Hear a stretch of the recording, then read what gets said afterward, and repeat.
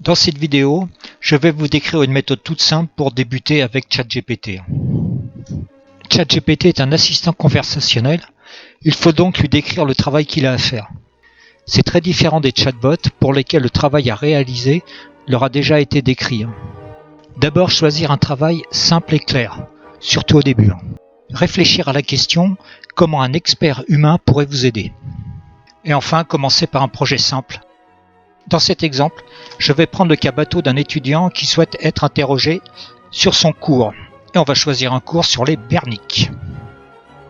Je vais commencer par assigner à mon assistant un rôle, un contexte, une tâche.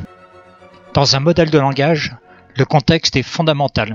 C'est lui qui va permettre de calculer la réponse la plus probable. J'assigne à ChatGPT le rôle d'un enseignant-chercheur de l'Ifremer qui va m'interroger.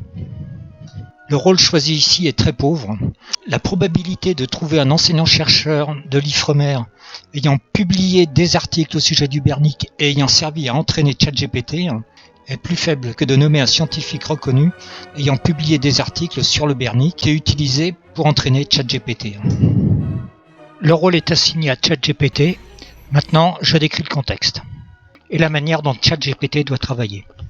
Je suis étudiant, je souhaite réviser mon cours en étant interrogé. Je lui demande de me poser 10 questions sur les berniques et de me poser les questions quand je lui dis c'est parti. Ça me permettra de synchroniser mon chronomètre. Pour information, ChatGPT 3.5 que j'utilise ne sait pas gérer l'heure courante. Le comportement de ChatGPT ne me convient pas.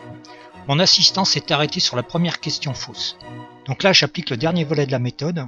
Je vais corriger mon prompt de contexte, de telle sorte que ChatGPT continue à me poser des questions même si ma réponse est fausse. Je continue, je réessaye, et cette fois-ci c'est bon. Il continue à me poser des questions même quand la réponse est fausse. À partir de là, je vais continuer mes révisions. Je résume. Commencez par choisir un projet clair. Réfléchissez à l'aide que votre assistant pourrait vous apporter. Et commencez par un projet simple. Assignez à votre assistant un rôle, un contexte et surtout une tâche très claire.